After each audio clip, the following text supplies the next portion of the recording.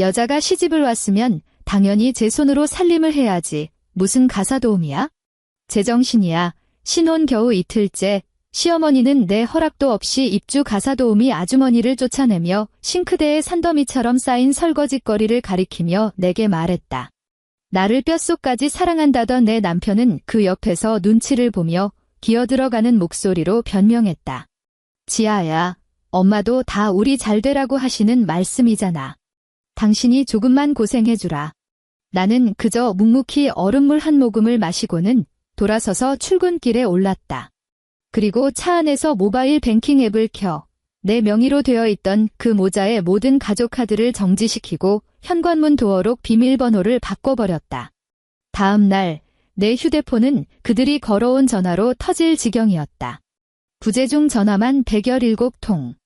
청담동의 최고급 피부과에서 관리를 다 받고도 결제를 하지 못해 발이 묶인 시어머니와 회사 후배들을 줄줄이 달고 최고급 한우 전문점에 갔다가 잔액 부족이 뜬 결제 단말기 앞에서 사시나무 떨듯 떨고 있을 마마보이 남편 때문이었다. 구독 버튼을 눌러 여주인공이 어떻게 반격을 펼치는지 저와 함께 지켜봐 주시죠. 자, 이제 이야기가 시작됩니다. 현관 초인종이 3번 울렸다. 나는 침실 전신 거울 앞에 서서 셔츠 소매 단추를 채우고 있었다. 벽시계는 6시 30분을 가리키고 있었다. 신혼 이틀째, 침대 위 이불은 아직 불룩하게 솟아 있었고 남편 이도윤은 옅은 코골이까지 하며 세상 모르고 깊이 잠들어 있었다. 밖에서는 주방을 오가는 가벼운 발소리가 들려왔다. 내가 고용한 가사도우미 아주머니가 아침 식사를 준비하는 중이었다. 초인종 소리에 아주머니의 움직임이 멈칫했다. 인터폰 모니터를 잠시 들여다본 아주머니는 종종 걸음으로 침실문 앞까지 와서 목소리를 한껏 낮춰 말했다. 사모님, 연세가 좀 있으신 어르신 같은데요. 아주머니의 말이 채 끝나기도 전에 대문 밖에서 도어록 비밀번호를 누르는 삑, 삑 소리가 들려왔다. 6자리의 숫자, 단 한 번의 망설임도 없는 속도였다. 곧이어 잠금이 해제되는 묵직한 기계음이 울렸다. 대문이 활짝 열리며 복도의 찬바람이 마포구에 위치한 이 최고급 주상복합 아파트 안으로 훅 밀려 들어왔다. 아이고, 참나. 기가 막혀서. 슬리퍼를 신은 발로 바닥을 쿵쿵 딛는 소리와 함께 시어머니 조정숙 여사가 들어섰다. 그녀는 들고 있던 커다란 에코백을 현관 대리석 바닥에 툭 내동댕이 쳤고 둔탁한 소리가 울려 퍼졌다. 나는 침실에서 나와 복도에 멈춰 섰다. 어머니, 이렇게 이른 시간에 어쩐 일이세요? 나는 깍듯한 존댓말로 입을 열었다. 조정숙 여사는 겉옷조차 벗지 않은 채 신발을 신고 거실로 성큼성큼 걸어 들어왔다.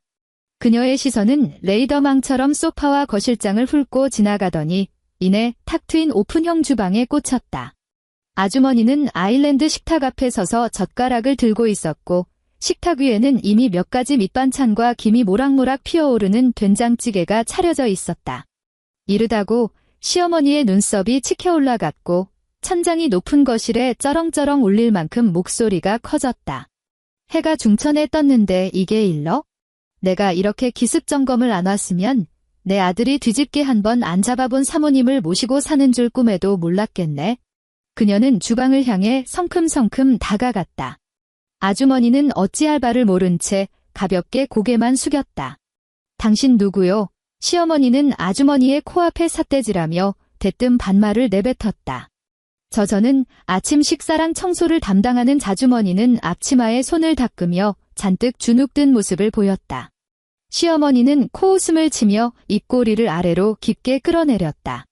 그녀는 들고 있던 가죽 가방의 지퍼를 신경질적으로 열어젖히고 지갑을 꺼냈다.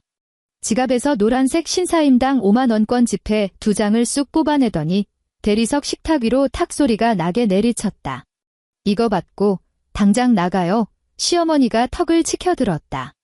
앞으로는 얼씬도 하지 말고. 아주머니는 멍한 표정으로 나를 도움을 청하듯 바라보았다.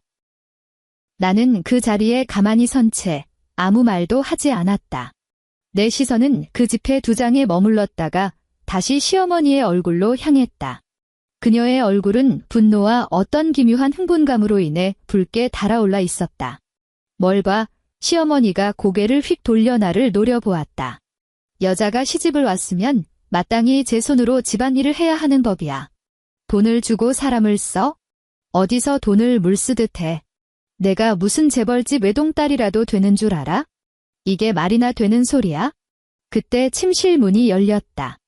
이도윤이 잠옷차림으로 까치집을 한 머리를 극적이며 걸어 나왔다.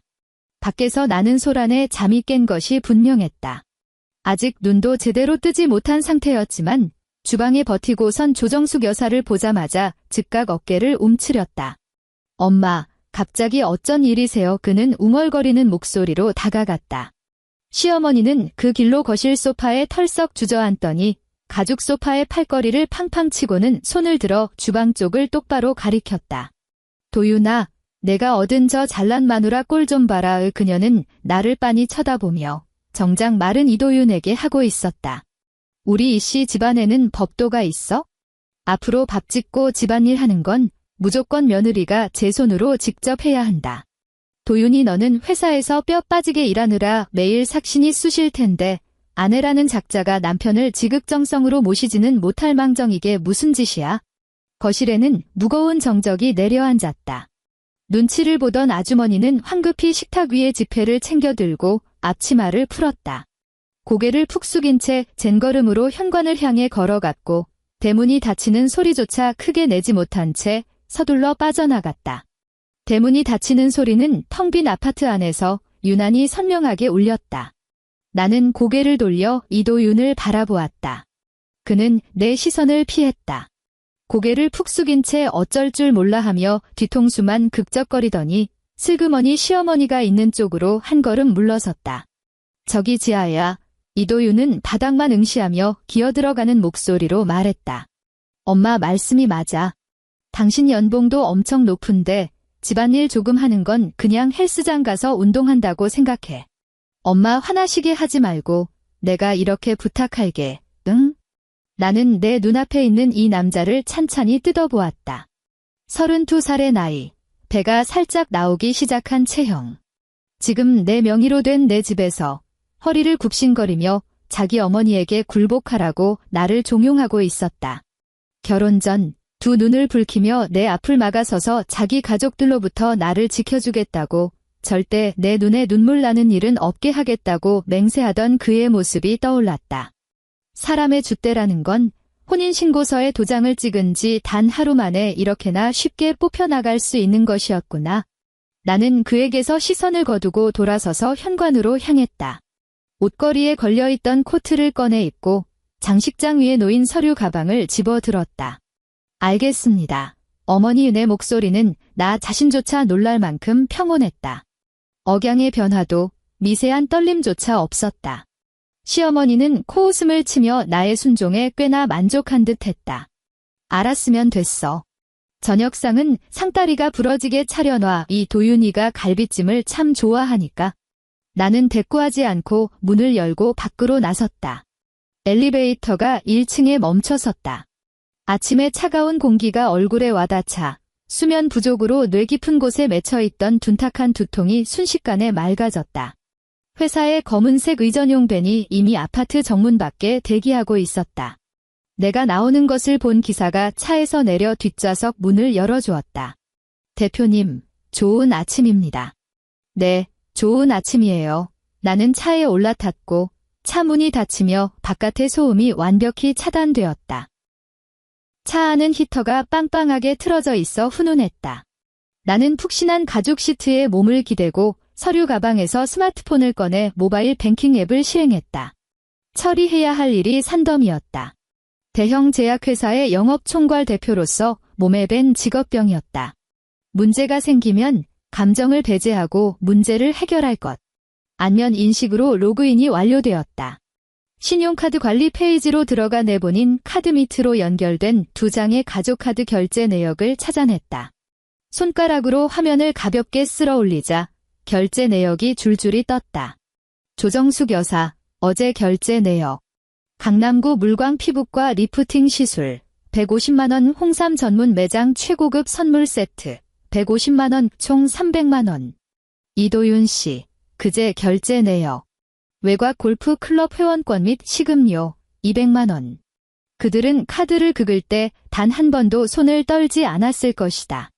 이 카드가 가져다주는 편리함을 너무나도 당연하게 누리며 소위 말하는 중산층 가정의 품위를 유지해왔다. 시어머니는 개모임에서 자기가 받는 최고급 피부 관리를 자랑했을 것이고 이도윤은 선후배들 앞에서 돈 잘 쓰는 통 큰 임원 행세를 했을 것이다. 하지만 그들은 한 가지 사실을 새카맣게 잊고 있었다. 이 카드의 결제 대금이 빠져나가는 계좌가 바로 내 월급 통장이라는 것을. 나는 화면을 내려다보며 입꼬리를 비틀었다. 아주 옅고 차가운 비소가 번졌다. 그리고 두 가족카드 내역 옆에 있는 빨간색 옵션 버튼을 눌렀다. 시스템 화면에 가족카드를 분실 신고하고 해지하겠냐는 확인 메시지가 떴다. 이 작업은 되돌릴 수 없으며 연결된 모든 자동이체와 결제 기능이 즉시 정지된다는 안내도 함께였다. 나는 주저없이 확인을 눌렀다. 화면에 로딩 표시가 잠시 돌더니 이내 정상적으로 처리되었다는 초록색 알림창이 떴다. 나는 뱅킹 앱을 끄고 연락처를 열어 아파트 관리사무소로 전화를 걸었다. 안녕하세요. A동 펜트하우스 입주민 강지아입니다. 네, 강 대표님. 무엇을 도와드릴까요? 스마트 도어록 AS 기사님 좀 연결해주세요. 10분 전에 외부인에게 저희 집 대문 비밀번호가 노출되었습니다. 지금 당장 비밀번호 시스템을 바꾸고 기기에 등록된 모든 지문 정보도 완전히 삭제해주세요. 알겠습니다. 즉시 기사님을 출장 보내 조치하도록 하겠습니다. 처리가 완료되면 대표님 휴대폰으로 새로운 임시 비밀번호를 발송해 드리겠습니다. 감사합니다. 전화를 끈 차차가 회사 지하의 VIP 전용 주차장으로 미끄러져 들어갔다. 나는 휴대폰을 가방에 넣고 차 문을 밀어 열었다. 하이힐 굽이 시멘트 바닥에 부딪히며 경쾌한 소리를 냈다. 오전 9시 정각. 회사 최상층 대회의실. 나는 긴 회 테이블의 상석에 앉아 있었다. 빔 프로젝터의 빛이 스크린에 쏘아지며 하반기 매출 예상 곡선을 띄웠다. 부산지사의 수급률이 지난 분기 대비 3%포인트나 떨어졌습니다. 나는 손에 든 서류를 넘기며 말했다. 목소리가 크지는 않았지만 긴 테이블 끝에 앉은 지사장들까지 똑똑히 들을 수 있을 만큼 명확했다. 다음 주 금요일까지 이 금액이 계속 미수금 목록에 남아있다면 지사장님은 인사과에 가서 퇴직금 정산 서류를 받아가시면 됩니다. 담당 지사장의 이마에는 식은땀이 송글송글 맺혔고 그는 더듬거리며 알겠다고 고개를 끄덕였다. 회의는 아주 순조롭게 진행되었다. 내 표정에서 뭔가 이상한 낌새를 눈치챈 사람은 아무도 없었다. 아침에 아파트에서 벌어진 그 한바탕 촌극은 그저 구두 밑창에 들러붙은 껌딱지 같은 것에 불과했다. 그리고 지금 그 껌딱지는 내 손에 의해 완벽하게 긁혀나간 상태였다. 낮 12시 30분 나는 대표실에 앉아 비서가 가져다준 샐러드를 먹고 있었다. 책상 위에 올려둔 휴대폰이 징하고 울렸다. 카드사에서 보낸 푸시 알림이었다. 곧이어 화면에 결제 실패 알림이 떴다. 끝자리 4452번 가족카드로 강남구 물광 피부과에서 80만 원 결제를 시도했으나 카드 해지로 인해 승인이 거절되었다는 내용이었다. 나는 양상추 한 조각을 포크로 찍어 입에 넣었다. 10초도 채 지나지 않아 휴대폰이 다시 한번 울렸다. 그리고 곧바로 세 번째 진동이 이어졌다. 똑같은 매장, 똑같은 금액, 똑같은 승인 거절 상태였다. 나는 포크를 내려놓고 옆에 있던 블랙커피를 들어 한 모금 마셨다. 내 머릿속에는 그 상황이 너무나도 선명하게 그려졌다. 환하고 고급스러운 피부과 로비, 촌스러운 보라색 꽃무늬 블라우스를 입고 콧대를 한껏 높인 채 데스크에 카드를 척내미는 조정숙 여사. 그리고 곧이어 단말기에서 울리는 삐빅하는 오륨. 간호사가 난처한 미소를 지으며 카드를 사용할 수 없다고 안내하자 그녀는 씩씩거리며 데스크를 쾅쾅 내리치고는 기계가 고장난 게 틀림없다며 고래고래 소리를 지를 것이다. 관리를 마치고 차를 마시며 앉아있던 우아한 사모님들은 겉으로는 신경 쓰지 않는 척하면서도 아주 노골적인 위아래 훑어보기로 그녀를 평가할 것이다. 그런 멸시 어린 시선은 그녀의 뺨을 직접 후려치는 것보다 훨씬 더 큰 모멸감을 안겨주었을 터였다. 10분 뒤, 내 개인 휴대폰이 요란하게 울리기 시작했다. 화면에는 시어머니 조정숙이라는 이름이 번쩍이고 있었다. 나는 전화를 받지 않고 곧바로 무음으로 돌린 뒤 휴대폰을 뒤집어 책상 위에 덮어두었다. 오후 시간은 눈, 코 뜰 새 없이 빠르게 흘러갔다. 저녁 6시 퇴근 후 나는 마포구의 아파트로 돌아가지 않았다. 대신 기사에게 지시해 회사 근처의 최고급 호텔로 향했다. 꼭대기층의 스위트룸을 잡은 나는 따뜻한 물에 몸을 푹 담근 후 가운으로 갈아입고 통유리창 앞에 앉아 서울의 화려한 야경을 내려다보았다. 저녁 8시 45분 이 휴대폰 화면이 번쩍 켜졌다. 또다시 결제 실패 알림이었다. 끝자리 7890번 카드로 한우명가에서 120만원 결제를 시도했지만 역시나 정지된 카드라 승인이 거절되었다는 내용이었다. 그 직후 낯익은 번호로 전화가 걸려왔다. 이도윤네 부서의 후배 직원 번호였다. 예전에 회사 연말 송년회 자리에서 딱 한 번 인사를 나눈 적이 있었다. 나는 통화 버튼을 위로 슬쩍 밀었다. 강 대표님, 이렇게 늦은 시간에 연락드려서 정말 죄송합니다. 수화기 너머의 목소리는 잔뜩 주눅 들어 있었고 배경음으로는 고깃집 특유의 왁자지껄한 소음과 그릇 부딪히는 소리가 희미하게 들려왔다. 괜찮습니다. 무슨 일 있나요? 나는 차분하게 물었다. 저기, 도윤 선배님이 오늘 결혼턱을 쏘시겠다며 저희 부서원들을 다 데리고 한우를 사주셨거든요. 그런데 계산할 때 보니까 선배님 카드가 싹 다 정지돼서 결제가 안 떨어져서요. 선배님은 지금 식은땀을 뻘뻘 흘리면서 통장에 분명히 돈이 있다고 점장님이랑 실랑이를 벌이고 계십니다. 저희 후배들이 현금을 모아봤는데도 택도 없이 부족해서 선배님은 지금 여기저기 돈 빌리려고 전화 돌리시느라 정신이 없으세요. 아, 그런가요? 나는 유리창에 비친 내 흐릿한 모습을 응시했다. 아마 다른 카드를 잘못 들고 나갔나 보네요. 그쪽 부서 인원이 총 몇 명이죠? 6명입니다. 대리님 계좌번호 문자로 남겨주세요. 제가 밥값 이체해 드릴 테니까 대리님이 대신 결제 좀 해주세요. 오늘 회식은 제가 쏜 걸로 하자고 전해주시고요. 아이고.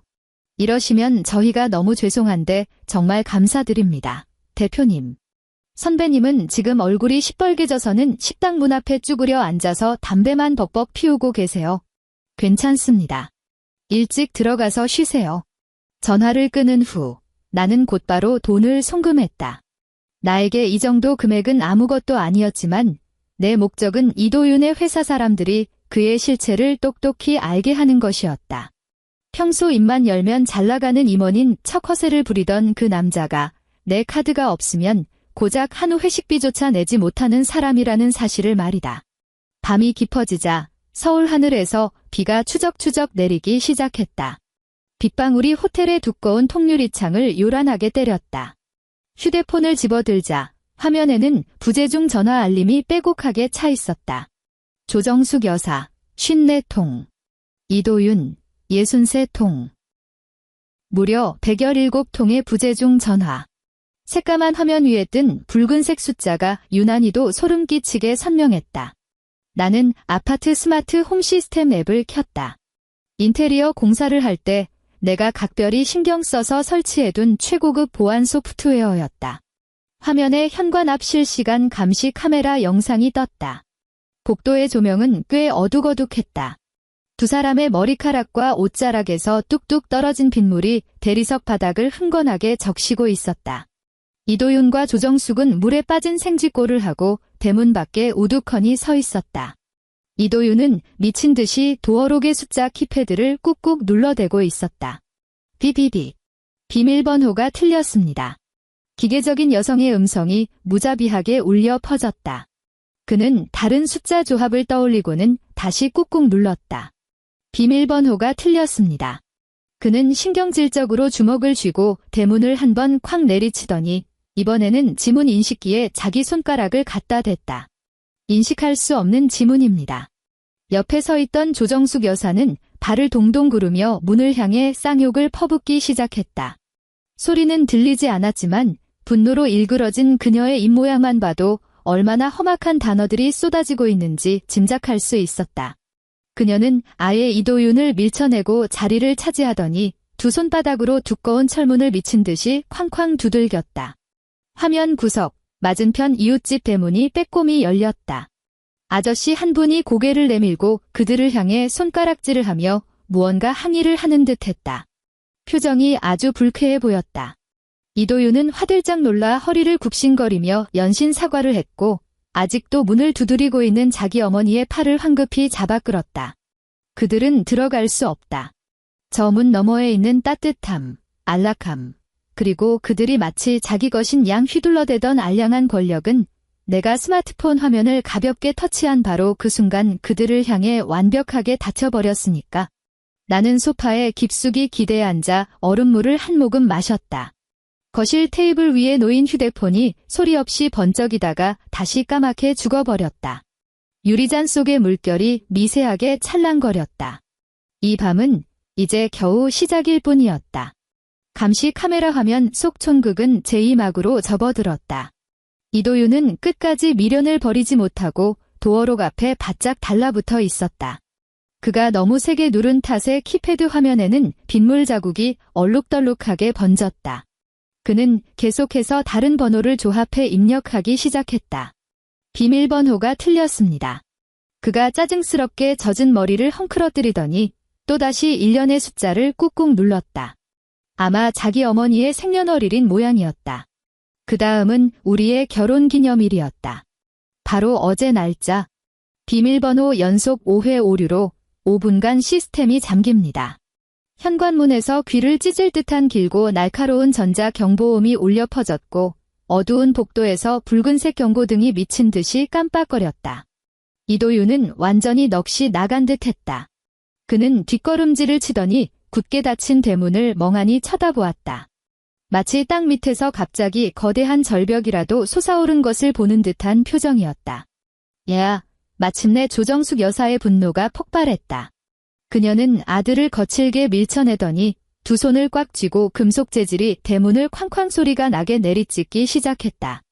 둔탁한 파열음이 감시 카메라의 스피커를 타고 스위트룸 거실까지 고스란히 전해졌다. 문 열어. 이 미친년아, 당장 문 안 열어. 시어른이 밖에서 비를 쫄딱 맞고 있는데 감히 문을 걸어 잠가? 내년 혼자 이 집 쓰는 줄 알아? 이도윤. 넌 거기 멍청하게 서서 뭐해. 당장 이 문 때려 부수지 않고. 그녀가 하도 고래고래 악을 쓰는 바람에 복도의 센서 등은 꺼질 기미가 보이지 않았다. 결국 맞은편 이웃집 대문이 참다 못해 활짝 열렸다. 평소 엘리베이터에서 마주칠 때면 항상 사람 좋게 웃으며 인사를 건네던 앞집 아저씨가 지금은 잠옷 차림으로 얼굴이 불그락푸르락해진 채 문가에 버티고 서 있었다. 아니, 거참 웬만하면 좀 합시다. 아저씨의 목소리에는 억눌린 화가 가득했다. 한밤중에 남의 집 문을 왜 부수려고 난리입니까? 동네 사람들 잠 다 깨울 일 있어요? 한 번만 더 쿵쾅거리면 당장 경비실 불을 겁니다. 이도윤은 기겁을 하며 어깨를 움찔하더니 반사적으로 허리를 굽혀 싹싹 빌기 시작했다. 죄송합니다. 정말 죄송합니다.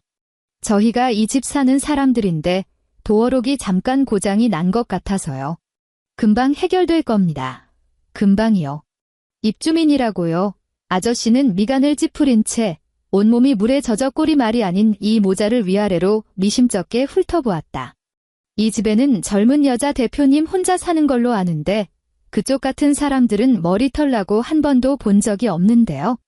당장 안 가시면 바로 경찰에 신고하겠습니다. 조정숙 여사는 그 말을 듣자마자 꼬리를 내리기는커녕 오히려 펄펄 뛰었다. 그녀는 이웃집 아저씨의 코앞에 대고 삿대질을 하며 바락바락 대들려고 했다. 뭐라고요? 이 집이 우리 아들. 이도윤이 사색이 되어 어머니의 입을 틀어막고는 그녀를 엘리베이터 쪽으로 질질 끌고 갔다. 그는 이 아파트의 철통 같은 보안 시스템을 누구보다 잘 알고 있었다. 아니나 다를까 이분도 채 지나지 않아 제복을 차려입은 보안 요원 2명이 엘리베이터에서 내렸다.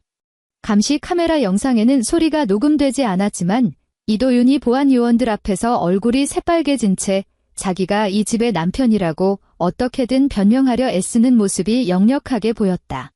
하지만 그는 그것을 증명할 서류 조각이 하나 가지고 있지 않았다.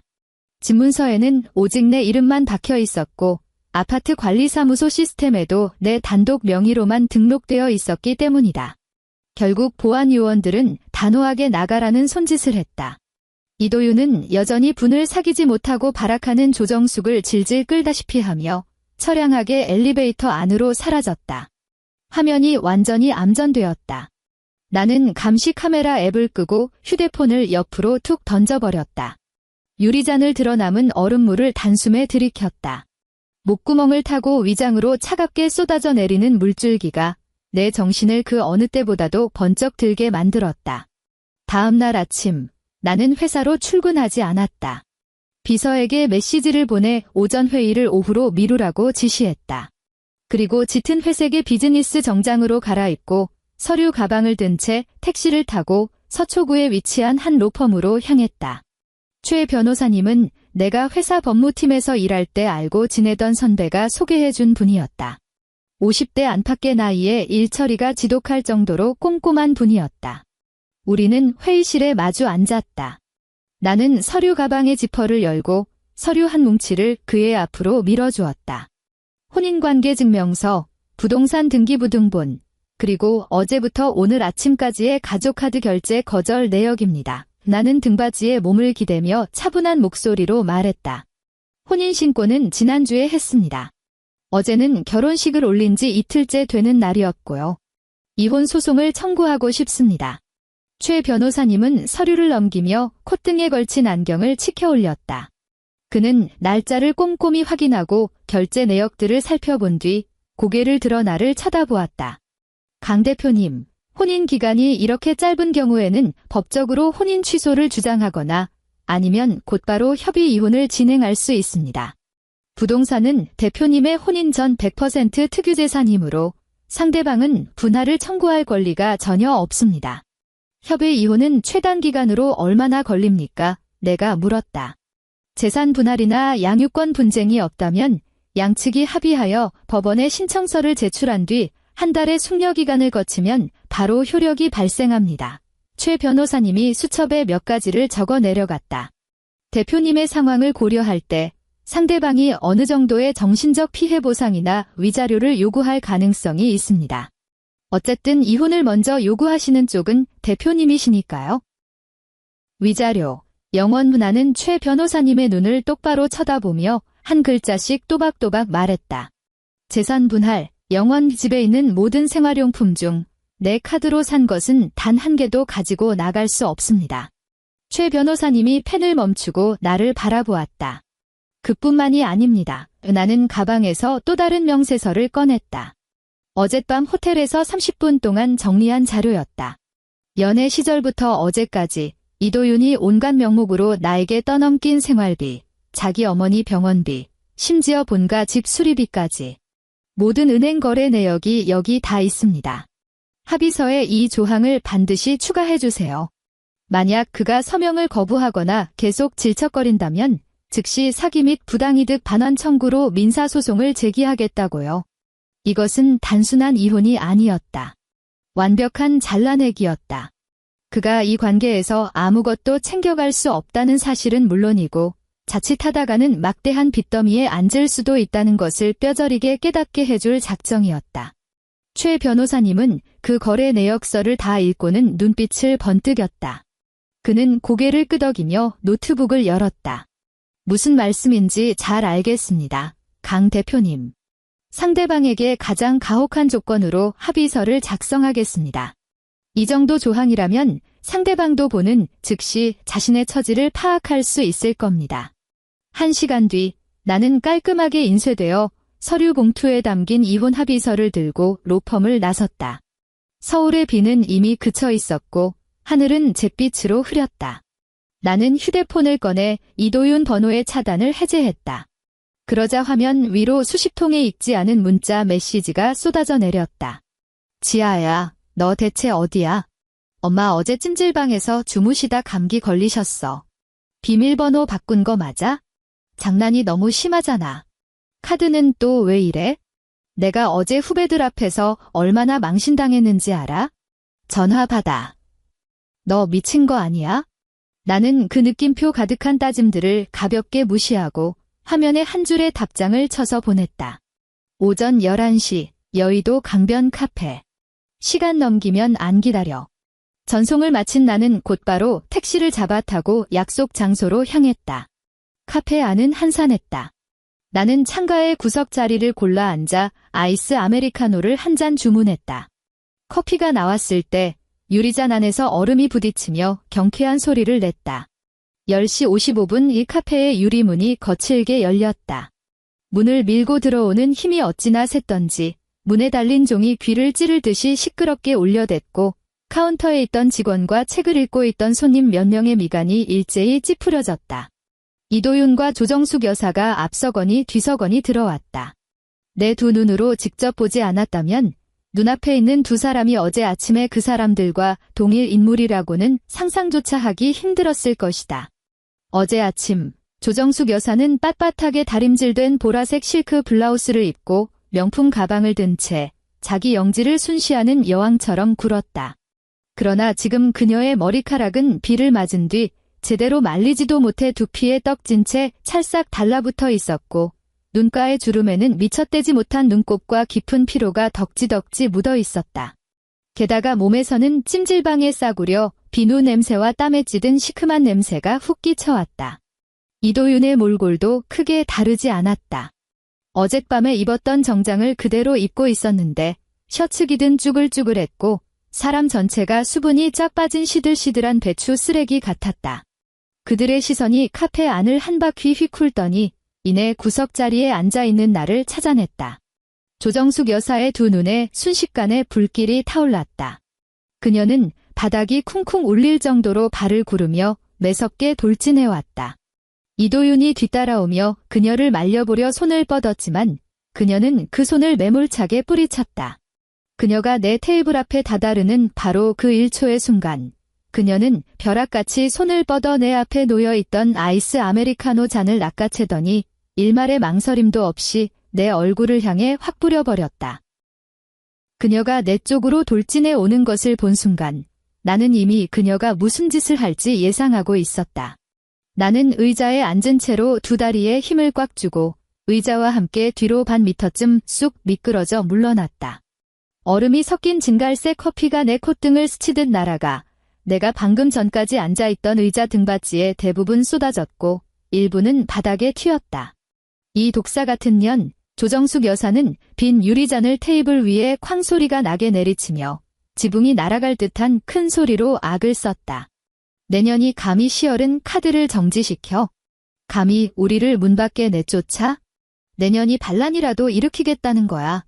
죽고 싶어 환장했어? 카페 안은 일순간 쥐 죽은 듯 고요해졌다. 직원은 카운터 뒤에서 멍하니 얼어붙었고 손님 몇 명은 아예 자리에서 벌떡 일어났다. 나는 테이블 가장자리를 타고 뚝뚝 떨어지는 커피와 바닥에 나뒹구는 얼음 조각들을 번갈아 쳐다보았다. 어머니, 목소리가 너무 큽니다. 나는 뒤로 물러난 의자에 앉은 채 평온한 눈빛으로 그녀를 응시했다. 여기는 공공장소입니다. 공공장소? 내년이 낯짝이란 걸 알기는 해. 조정숙 여사는 두 손으로 테이블을 짚은 채 가슴을 헐떡였고 침방울이 내 서류 봉투 위까지 튀었다. 내 아들 돈 펑펑 쓰면서 내 아들 집구석에 사는 주제에 감히 이런 짓거리를 해? 당장 카드 정지 풀어. 당장 무릎 꿇고 싹싹 빌어. 안 그러면 오늘 내 손에 죽을 줄 알아. 나는 고개를 돌려 옆에서 창백하게 질린 얼굴로 서 있는 이도윤을 쳐다보았다. 이도윤, 나는 존댓말조차 생략하고 그의 이름을 똑바로 불렀다. 당신 아직 말 안 했어? 이도윤의 어깨가 흠칫 떨리더니 시선이 이리저리 허공을 맴돌았고 내 눈을 마주치지도 못했다. 무슨 말을 해? 조정숙 여사가 아들을 획 째려보더니 다시 나를 노려보았다. 어디서 수작을 부려? 도윤이는 번듯한 대기업 임원이야. 너 같은 년이 우리 이씨 집안에 시집 온 건 내 조상님이 덕을 쌓은 줄이나 알아. 내년 연봉 좀 높다고 감히 남편 머리 꼭대기에 앉으려 들어? 알만했다. 이도윤이라는 이 찌질한 놈은 자기 어머니의 억지스러운 요구에 반박하지 못한 것은 물론이고 그 알량한 자존심을 지키겠답시고 집도 반반씩 돈을 보태 샀으며 카드에 있는 돈도 전부 자기 월급이라고 어머니에게 거짓말을 해온 것이었다. 나는 가볍게 실소를 터뜨렸다. 비웃음도 아니고 그저 이 상황이 뼈저리게 황당해서 나오는 진짜 웃음이었다. 나는 테이블 위에 놓인 서류 봉투에서 문서를 쓱 꺼내 커피로 얼룩진 테이블 위로 툭 던졌다. 조정숙 여사님, 나는 더 이상 어머니라고 부르지 않고 극도로 차갑고 건조한 호칭을 썼다. 당신 아들이 입도 뻥긋 못하니 제가 대신 말씀드리죠. 어제 강남구 물광 피부과에서 리프팅 시술 받으신 돈, 그거 제 돈입니다. 홍삼 선물 세트 사신 돈도 다 제 돈이라고요. 나는 2장의 가족카드 결제 명세서를 그녀의 눈앞으로 쑥 밀어주었다. 그 위에는 숫자 하나하나마다 빨간 펜으로 동그라미가 쳐져 있었다. 아들의 지극한 효심으로 누리신 줄 아셨죠? 천만에요. 그거 제 월급 통장에 연결된 가족카드입니다. 그리고 이 아파트, 마포구 A동 펜트하우스, 계약금도 내가 냈고 대출금도 내가 갚았습니다. 지난달에 마지막 잔금까지 싹 다 털어넣었고 집문서에는 강지아기 3글자만 똑똑히 박혀 있습니다. 나는 조정숙 여사의 얼굴이 불그락푸르락 화를 내던 표정에서 서서히 경악으로 하얗게 질려가는 과정을 지켜보았다. 그녀의 입술이 파르르 떨렸고 명세서 위에 적힌 예금주 이름을 뚫어질 듯 쳐다보았다. 영어를 읽지는 못해도 강지아라는 한글 3글자쯤은 단박에 알아볼 테니까. 말도 안 돼. 그녀는 넋 나간 듯 중얼거리며 아들을 획 돌아보았다. 도윤아, 이 기집애가 지금 무슨 헛소리를 짓거리는 거냐? 이거 내 카드 맞잖아? 이 집 우리 이씨 집안 거 맞잖아? 이도윤은 고개를 푹 숙인 채 2손을 배꼽 앞으로 모아 손가락 관절이 하얘지도록 꽉 쥐고 있었다. 그는 입도 뻥긋하지 못했다. 아직도 상황 파악이 안 되십니까? 나는 2번째 서류인 이혼 합의서를 이도윤의 앞으로 휙 던졌다. 두툼한 종이 뭉치가 테이블 위에 툭 떨어지며 둔탁한 소리를 냈다. 도장 찍어. 나는 이도윤을 똑바로 쳐다보며 말했다. 내가 가사 도우미 쓸 자격이 없고 여자는 마땅히 부엌대기로 살아야 한다고 생각한다면 당신들도 내 돈 쓸 자격 없어. 빈몸으로 나가. 이혼. 조정숙 여사의 목소리가 새된 소리로 갈라졌다. 그녀는 합의서를 획 낚아챘다. 복잡한 법률 용어는 몰라도 맨 위에 적힌 커다란 제목은 분명히 읽을 수 있었을 것이다. 이도윤이 번쩍 고개를 쳐들었다. 그의 2 눈에는 공포와 당혹감이 가득했다. 그는 이 모든 것이 그저 부부싸움 끝에 벌어진 기싸움인 줄로만 알았다. 내가 밖에 나가 하룻밤 자고 오면 자기가 사과하고 좋은 말로 구슬리면 예전처럼 적당히 넘어갈 수 있을 거라고 착각했던 것이다. 내가 대뜸 이혼 합의서를 들이밀 줄은 꿈에도 몰랐겠지. 그는 나를 떠나면 당장 어떤 꼴이 될지 누구보다 잘 알고 있었다. 그 쥐꼬리만 한 월급으로는 매달 신용카드 리볼빙 대금을 메우기에도 턱없이 부족했다. 골프 클럽 회원권, 회식 때마다 긁어대던 법인카드 뺨치는 씀씀이, 친척들에게 뿌리던 최고급 선물들. 그 모든 것이 나의 통장 위에서 쌓아 올린 모래성이었다. 여보. 기도윤의 목소리가 덜덜 떨리기 시작했다. 그는 앞으로 한 걸음 푹 내딛더니 무릎을 꺾고는 카페 복도 바닥에 그대로 털썩 꿇어앉았다. 옆에서 숨을 헉 들이마시는 소리가 2번 들렸다. 옆 테이블 손님들이 낸 소리였다. 이도윤은 무릎을 꿇은 채 2 손을 뻗어 내 종아리를 꽉 끌어안았다. 고개를 든 그의 눈시울이 순식간에 붉어지더니 눈물 콧물이 범벅이 되어 흘러내렸다. 지아야, 여보, 내가 잘못했어. 내가 진짜 죽일 놈이야. 엄마를 못 말린 내 잘못이야. 내가 미쳤었어. 한 번만, 딱 한 번만 용서해주면 안 될까? 우리 어제 신혼 이틀째였잖아. 남들이 알면 우리를 뭐라고 하겠어? 날 이대로 버리지 마. 그의 소나귀 힘은 어찌나 센지 정장 바지 너머로 그의 손바닥에서 배어나오는 축축한 땀과 끈적임이 고스란히 느껴졌다. 내 위장에서 격렬한 구역질이 치밀어 올랐다. 나는 자리에서 벌떡 일어났고 오른쪽 다리에 힘을 주어 그의 손을 쓰레기 털어내듯 획 뿌리쳤다. 중심을 잃은 그는 바닥에 나동그라졌다. 미안한데 나 결벽증 있어. 나는 내게 평생을 맹세하던 이 남자를 벌레 보듯 내려다보았다. 특히 남의 피 빨아먹는 기생충이 근처에만 와도 구역질이 나서 말이야. 감히 내 아들 보고 벌레라고. 조정숙 여사가 완전히 이성을 잃었다. 그녀는 손에 들고 있던 합의서를 북북 찢어버리더니 내 머리채를 잡아채려고 미친 듯이 달려들었다. 나는 피하지 않았다. 그저 내 코앞까지 달려드는 그녀를 차갑게 노려볼 뿐이었다. 어디선가 남자 직원 2명이 튀어나와 조정숙 여사의 양팔을 꽉 붙잡았다. 그녀는 직원들의 소나귀에서 발악하는 야수처럼 몸부림쳤고 산발이 된 채 내지르는 비명소리가 모든 사람의 고막을 찢을 듯 울려 퍼졌다. 이 천하의 쌍년아. 돈 좀 있다고 유세 떨어? 이혼. 꿈도 꾸지 마. 내가 절대 가만 안 둘 거야. 너희 회사 로비에 가서 다 뒤집어 엎고 플래카드 걸 거야. 회사 대표고 동료고 간에 내년이 시어미를 핍박하고 쫓아낸 천하의 불효막심한 년이라는 걸 동네방네 다 까발릴 거야. 내가 이 바닥에서 아주 매장을 시켜버릴 테니까 두고 봐. 그녀는 몸부림치고 악을 쓰며 너무 힘을 준 나머지 안면 근육이 기괴하게 일그러져 있었다. 나는 서류 가방에서 마지막 패를 꺼냈다. 검은 바탕에 금박이 박힌 명함이었다. 나는 직원들에게 붙들려 씩씩거리는 조정숙 여사 앞으로 다가가 꽉 쥔 그녀의 주먹 사이로 명함을 억지로 쑤셔 넣었다. 이분은 우리 제약회사 법무팀 수석 변호사님 명함입니다. 나는 그녀의 눈을 똑바로 응시했다. 내 목소리는 크지 않았지만 이 소란스러운 카페 안에서도 소름 돋게 또렷이 들렸다. 가보시죠. 당신 발끝이 우리 회사 정문에 단 1mm라도 닿는 순간, 혹은 밖에서 내 이름 석자를 함부로 입에 올리는 순간, 제가 장담하는데요. 딱 2시간 안에 법원 출석 요구서 받으실 겁니다. 죄목은 업무방해죄 및 명예훼손죄.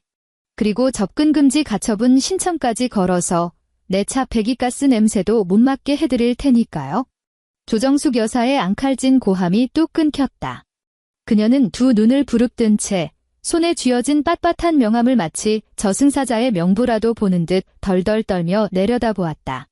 나는 몸을 돌려 아직 바닥에 주저앉아 있는 이도윤을 내려다보았다. 그리고 나는 가방에서 새로 뽑아온 이혼 합의서와 펜을 꺼내 그의 눈앞바닥에 툭 던졌다. 어젯밤 너희 부서 한우 회식, 마지막에 계산한 건 내 돈이었어. 밥값 대신 결제해준 그 후배 녀석, 내 카드 싹 다 정지된 거 이미 동네방네 떠들었을걸. 이도윤의 몸이 감전이라도 된 듯 파르르 떨렸고 얼굴에 핏기가 싹 가셨다. 그가 평생을 바쳐 지키고자 했던 단 한 가지. 바로 후배들 앞에서의 그 하찮은 허세가 박살나는 순간이었다. 만약 오늘 당장 여기다 도장 안 찍으면 내일 아침 9시 정각에 너희 회사 인사팀장 책상 위에 상세한 영수증 내역서가 올라갈 거야. 이도윤 과장이 지난 몇 년간 어떻게 마누라 피를 빨아먹으며 잘나가는 임원 코스프레를 해왔는지 조목조목 적혀 있겠지. 아, 참, 너희 부서 회식비 영수증 처리할 때 숫자 부풀려서 삥땅 친 거. 그것도 너희 부장한테 실명으로 제보해 줄게. 어젯밤 결제 내역을 뒤지다 우연히 건진 덤이었다. 액수가 크진 않았지만 그가 회사에서 평생 고개를 들지 못하게 만들고 단칼에 해고당하기에는 충분한 약점이었다. 이도윤은 바닥에 널브러진 합의서를 마치 제 목을 치기 위해 내려오는 작두나를 보듯 공포에 질린 눈으로 쳐다보았다. 그는 내가 빈말을 하는 게 아니라는 걸 너무나도 잘 알았다. 치열한 직장 생활에서 산전수전 다 겪으며 영업총괄 대표 자리까지 올라간 내가 이런 일로 장난을 칠 리가 없었다. 내 방식이 얼마나 잡이 없는지 그가 가장 잘 알고 있을 터였다. 찌글게 도장 찌글게. 이도윤의 목소리는 바람만 불어도 바스러질 듯 비참하게 떨렸다. 그는 사시나무 떨듯 떠는 손으로 바닥에 굴러다니는 펜을 집어들더니 조항 따위는 읽어보지도 않은 채 맨 마지막 서명란에 자신의 이름을 휘갈겼다. 그 순간 조정숙 여사는 더 이상 악다구니를 쓰지 못했다. 그녀는 체념한 듯 팔에 힘을 풀었고 직원들도 조심스레 그녀를 놓아주었다. 바닥에 납작 엎드려 서류에 서명하는 아들의 모습을 보며 그녀는 마침내 자신들이 권력을 쥐고 있다고 착각했던 이 게임에서 사실은 카드를 쥘 자격조차 없었다는 것을 뼈저리게 깨달은 듯했다. 절대적인 자본과 법의 철퇴 앞에서는 그깟 우스운 가부장적 권위 따위는 종이 한 장 두께만도 못했다.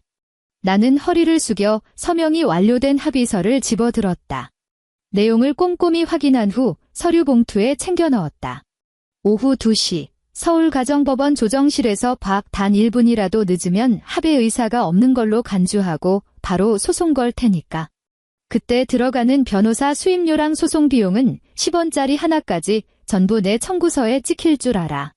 그 말을 끝으로 나는 두 사람을 벌레 보듯 무시한 채 휙 돌아서서 카페 문을 밀고 한낮에 눈부신 햇살 속으로 걸어 나갔다. 오후의 법원 조정 절차는 소름 돋을 정도로 순조롭게 진행되었다. 내가 대동한 변호사와 그 두툼한 증거자료 뭉치를 본 조정위원은 굳이 입을 열어 쓸데없는 질문을 던지지도 않았다. 사흘 뒤 나는 이삿짐 센터를 불렀다. 내 카드로 결제한 정장과 골프채를 제외하고 이도윤이 아파트에 남겨둔 모든 개인 물품을 단 2개의 상자에 쑤셔 넣었다. 누렇게 바랜 헌 옷가지와 밑창이 다른 구두 몇 켤레가 전부였다. 상자는 아파트 단지 밖 분리수거장 옆에 덩그러니 내다 버렸다.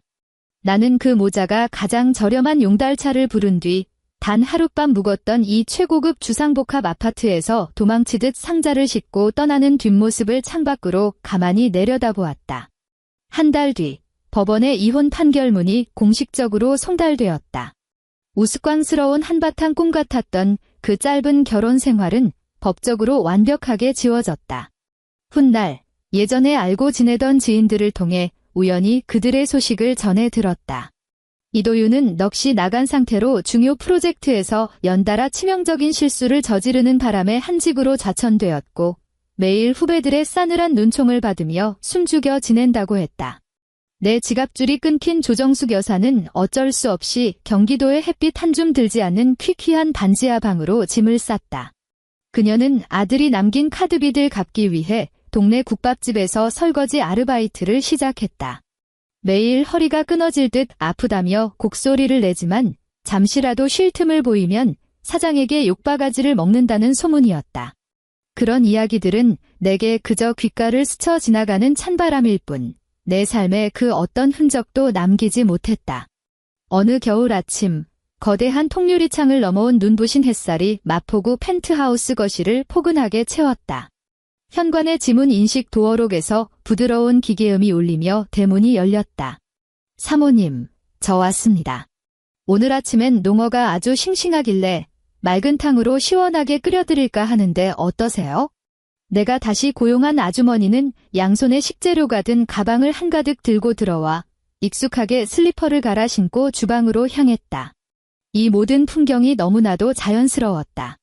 고래고래 소리를 지르는 사람도 없었고 대리석 식탁 위에 돈다발을 신경질적으로 내리치는 무례함도 없었다. 나는 부드러운 실크 잠옷 차림으로 맨발을 이끌고 오픈형 주방의 아일랜드 식탁 앞으로 다가갔다. 대리석 상판은 기분 좋게 서늘했고 그 위에는 불쾌한 얼룩 따위는 단 한 방울도 존재하지 않았다. 주방에서는 이내 찌개가 보글보글 끓어오르는 소리와 경쾌한 도마 소리가 들려왔다. 공기 중으로 파기름과 해산물의 시원한 냄새가 서서히 퍼져나갔다. 그 냄새는 따뜻하고 안정적이었으며 집안 구석구석을 기분 좋게 채웠다. 나는 바 의자를 당겨 앉았다. 아주머니가 김이 모락모락 나는 국그릇을 내 앞에 내려놓았고 정갈한 밑반찬 몇 접시를 곁들였다. 식기 전에 드세요, 사모님. 매일 밖에서 그렇게 고생하시는데 속이라도 든든하게 채우셔야죠. 아주머니가 인자하게 웃으며 말했다. 나는 숟가락을 들어 맑은 국물을 가볍게 휘저었다. 이 집은 고요했다. 거슬리는 슬리퍼 끄는 소리도 당연하다는 듯 내뱉는 명령조의 목소리도 사랑이라는 역겨운 핑계로 내 삶의 통제권을 쥐고 흔들려는 자도 없었다. 이곳은 내가 뼈를 깎는 노력으로 쟁취해낸 나만의 요새였고 자칫하면 기생충들의 안락한 둥지가 될 뻔했던 곳이었다. 나는 국물을 한 숟갈 떠서 입에 넣었다. 온도가 딱 적당했다. 나는 마침내 온전히 내 것이어야만 했던 이 공간에서 첫 번째 아침 식사를 마음 편히 음미할 수 있었다. 오늘의 이야기는 여기서 끝납니다. 이 이야기가 여러분께 통쾌함을 안겨드렸기를 바라며 하루하루가 즐거우시길 응원합니다. 그럼 우리는 다음 이야기에서 또 만나요.